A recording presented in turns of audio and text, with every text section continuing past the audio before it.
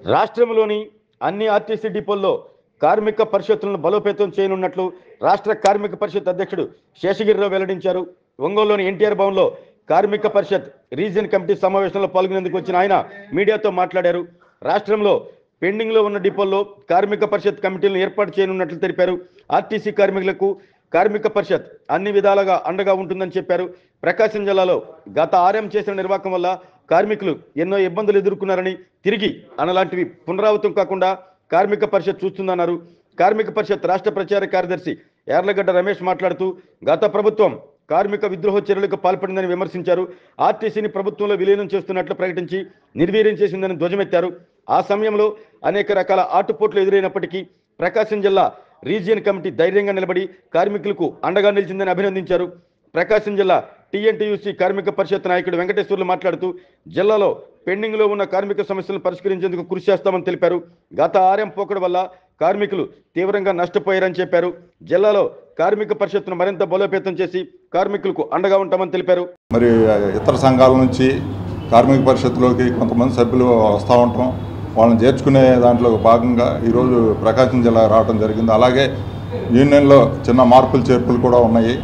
దాంట్లో భాగంగా యూనియన్ అభివృద్ధి దిశగా ఈ కార్మికులకు అందుబాటులో ఉండేదానికి కార్మిక పరిషత్ ఎల్లప్పుడూ అందుబాటులో ఉంటుందని ఈ సందర్భంగా మీకు తెలియజేస్తా ఉన్నాం. అట్లాగే ఈ మధ్య గత ప్రభుత్వ హయాంలో ఆర్టీసీలో కూడా ముఖ్యంగా ప్రకాశం జిల్లాలో ఆర్ఎం గారు అవలంబించిన వైఖరి చాలా కార్మికులకి చాలా వ్యతిరేక చర్యలు చేస్తా, కార్మిక వ్యతిరేక చర్యలు చేస్తా చాలా అందరినీ నష్టపరిచారు. దాన్ని నివారించే దాంట్లో భాగంగా మేము రాష్ట్ర ప్రధాన కార్యాలయానికి ఇక్కడ నుంచి అనేక ఫిర్యాదులు కూడా రావటం జరిగింది. అందులో భాగంగా ఎండీ గారి దృష్టికి పాత విధానాలని అరికట్టాలని చెప్పేసి మేము ఎప్పుడో ఎండీ గారి దృష్టికి తీసుకెళ్ళడం జరిగింది. అందులో భాగంగా ఒకసారి ఇక్కడ కొత్తగా ఆర్ఎం గారు కూడా రావడం జరిగింది. ఆయన రిటైర్ అవడం, కొత్త ఆర్ఎం గారు వచ్చిన సందర్భంలో ఆయన కూడా కలిసి ఈ పాత విధానాల్లో ఏమన్నా ఉంటే దాన్ని సరిచేసి ఇతరత్ర తప్పులేం జరగకుండా సరిచేయాలని చెప్పేసి కలవటానికి వచ్చాం. అట్లాగే ఇప్పుడు ఏదైతే ఇప్పుడు ఈ కార్మిక పరిషత్ అభివృద్ధిలో భాగంగా అన్ని డిపోలలో మళ్ళీ కమిటీలను పునరుద్ధరించి కొన్ని డిపోల్లో కొంచెం మధ్యలో డిస్టర్బెన్స్ జరిగింది. వాటిని అన్నింటినీ పునరుద్ధరించి మరి బలోపేతం చేసి బాగా యాక్టివ్ ఉండే విధంగా మేము చర్యలు తీసుకుంటా ఉన్నాం. అందులో భాగంగా ఈరోజు రావటం జరిగింది. ప్రచార కార్యదర్శి ఎన్టీఆర్ జిల్లా సెక్రటరీగా పనిచేస్తున్నాను. ఈరోజు ఈ ప్రకాశం రీజియన్ సర్వసభ్య సమావేశానికి మరి కొత్త సభ్యులు చేరడానికి ముందుకొచ్చారు కాబట్టి ఈ సర్వసభ్య సమావేశానికి వాళ్ళందరినీ ఆహ్వానం పలుకుతున్నాను. ఏదైతే గత ప్రభుత్వం కార్మిక విద్రోహ చర్యలు చేసి ప్రభుత్వంలో విలీనమని ఒక కన్నీటి తుడుపు చర్య చేసి ఆర్టీసీని నిర్వీర్యం చేసింది గత గవర్నమెంట్ గత 5 సంవత్సరాల్లో. ఆ 5 సంవత్సరాల్లో కూడా కార్మికులు అనేక రకాలైన ఈ ప్రకాశం రీజియన్లో కార్మికులు రకరకాల ఆటుపోట్లు ఏర్పడిన మా ప్రకాశం జిల్లా కమిటీ మొక్కవోని ధైర్యంతో అనేక రకాలుగా ఇబ్బందులు పెట్టినా కూడా ప్రకాశం రీజనల్ కమిటీ వెంకటేశ్వర గారి ఆధ్వర్యంలో ఏంటి, రాజేంద్రబాబు గారి ఆధ్వర్యంలో ఏంటి బ్రహ్మాండంగా ధైర్యంతో నిలబడి కార్మిక పక్షాన్ని నిలబడ్డారు. కొంతమంది కార్మికులు జారిపోయిన ఆఫీసర్లు అంటకాగిన అధికార పార్టీ, ఆ రోజున్న అధికార పార్టీ ఏ పార్టీ అయితే వైఎస్ఆర్సీపీ ఉందో ఆ పార్టీకి అంటకాగిన ఒక సుధాకర్ బాబు ట్రాన్స్పోర్ట్ లాగానే ఈ ప్రకాశం రీజియన్ చేసి ఆయన ఇష్టానుసారంగా చేసి కార్మిక ద్రోహిగా అతను చేయడం జరిగింది. మరి ఇప్పుడు కొత్తగా ఆర్ఎం గారు రావడం జరిగింది. ఆ సమస్యలన్నీ కూడా ఈ కార్మికులు ఏ కష్టాలు పడ్డారో ఆ కష్టాలన్నీ కూడా ఉన్న కార్మికులు సమక్షంలో ఈరోజు కొత్త ఆర్ఎం గారిని కలిసి వారికి వినోదనం జరుగుతుంది. అట్లాగే అక్రమ ఓడీలు కూడా కొన్ని జరిగినాయి. ఆ ఓడీలు కూడా ఈరోజు ఈ ఆర్ఎం గారి దృష్టికి తీసుకొచ్చి ఈ సమస్యలను పరిష్కరించే వరకు మరి ఈ ప్రకాశం రీజియన్లో కార్మికుల పక్షాన్ని నిలబడి కార్మిక పరిషత్ అండగా ఉంటుందని పాత్రికేయ మిత్రుల ద్వారా మా యాజమాన్యానికి తెలియపరుస్తున్నా. 3 సంవత్సరాలు పనిచేసినా ఒక అప్పీల్ చూడలేదు, ఒక కేసు ఇవ్వలేదు, ఒక లిఫ్ట్ ఇవ్వలేదు, ఎవరికి ఏం పని చేయలేదు. ఎన్ని యూనియన్లకు కూడా చాలా ఇబ్బందికర పరిస్థితిలో ఒంటెత్తి పోకూడదు నడిచిపోయాడు. అనేక పర్యాలు మా యూనియన్ ద్వారా ఆయనకి ఎన్ని సమస్యలు రిప్రజెంటేషన్ ఇచ్చినా మెమరాండం ఇచ్చినా పరిష్కారం చేయకుండా పెండింగ్ పెట్టి పోతూ తాత్కాలికంగా 2-3 యూనియన్లకి ఏదన్నా కానీ లాస్ట్ నైట్ టైంలో 6 గంటలకు ఆర్డర్లు ఇచ్చి వెళ్ళాడు. అవి అక్రమ ఆర్డర్లని మేము అనుకుంటున్నాం. అవి ఎట్టిచ్చిందనేది ఆయనకే తెలియాలా, ఇచ్చిన వాళ్ళకి తెలియాలా. కాబట్టి ఈ సమస్య మీద కూడా మేము చాలాసార్లు మెమరాండం ఇచ్చినాం.